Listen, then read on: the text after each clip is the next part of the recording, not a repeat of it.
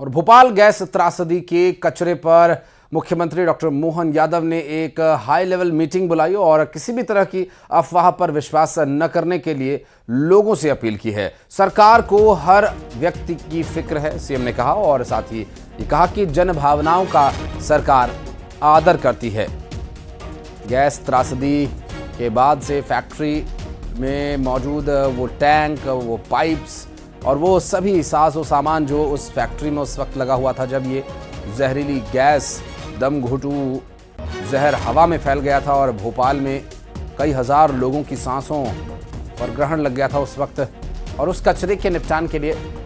धार के पीथमपुर की जगह तय की गई और अदालत के आदेश के बाद उस कचरे को वहां पर ले जाकर नष्ट किया जाना था। हालांकि वहां विरोध के बाद अब ये मीटिंग बुलाई गई है और लोगों को किसी भी तरह की अफवाह से बचने की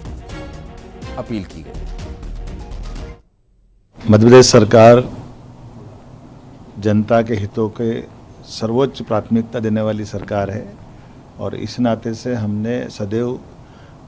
जनता के हित को लेकर के आगे बढ़े हैं। सुप्रीम कोर्ट के निर्देश और हाई कोर्ट के आदेश के परिपालन में यूनियन कार्बाइड का कचरा माननीय न्यायालय के निर्देश पर ही हमने पीथमपुर सेंटर पे पहुंचाने का उनका आदेश का परिपालन किया है। मेरा जनता से निवेदन है कि जनता के साथ सरकार पूरी दृढ़ता के साथ खड़ी है। जनता के किसी प्रकार का कोई अहित हो ये हम बिल्कुल बर्दाश्त नहीं करेंगे। माननीय न्यायालय के समक्ष भी वो विषय लाएंगे और माननीय न्यायालय के आदेश के परिपालन में अब आगे कोई कार्रवाई पे आगे बढ़ेंगे। मेरा आपसे निवेदन है कि झूठी अफवाहों पे विश्वास न करें।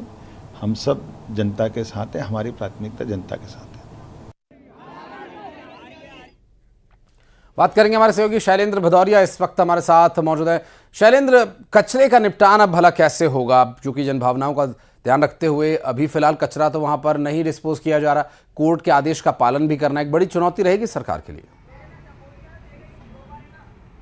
बिल्कुल आपने ठीक कहा कि 40 साल बाद मध्य प्रदेश की राजधानी भोपाल से कचरा पीथमपुर तो पहुंच गया, लेकिन अब उसके निस्तारीकरण को लेकर बड़ी दिक्कत में सरकार है, क्योंकि जिस तरीके से स्थानीय लोगों के द्वारा विरोध प्रदर्शन किया गया, कुछ लोगों के द्वारा आत्मदाह करने का प्रयास तक किया गया और कल रात में जिस तरीके से पथराव हुआ, भले ही अब धार के एसपी कलेक्टर ये कह रहे हो कि स्थिति नियंत्रण में हो, लेकिन सरकार इस सब को लेकर खासी संवेदनशील नजर आ रही है। यही कारण है कि मध्य प्रदेश के मुख्यमंत्री मोहन यादव ने कल देर रात में आनन फानन में एक बड़ी बैठक बुलाई, जिसमें तमाम बड़े मंत्रियों को आमंत्रित किया गया था और उसके बाद ये बैठक हुई और उसमें तय किया गया कि आखिर आने वाले समय में किस तरीके से काम करना है कचरे के निस्तारीकरण को लेकर। और मुख्यमंत्री डॉक्टर मोहन यादव ने कहा कि जो अफवाहें फैलाई जा रही हैं उस पर लोगों को ध्यान नहीं देना चाहिए, क्योंकि अगर कचरा निस्तारीकरण का सरकार ने निर्णय लिया है तो उसके पीछे कई कारण हैं कि उसको पूरे परीक्षण कर लिए गए हैं और सुप्रीम कोर्ट और हाई कोर्ट के निर्देश के बाद ही ये कचरा निस्तारीकरण किया जा रहा है। इस कचरे के निस्तारीकरण से किसी भी मानव जीवन या पर्यावरण पर कोई प्रभाव नहीं पड़ेगा,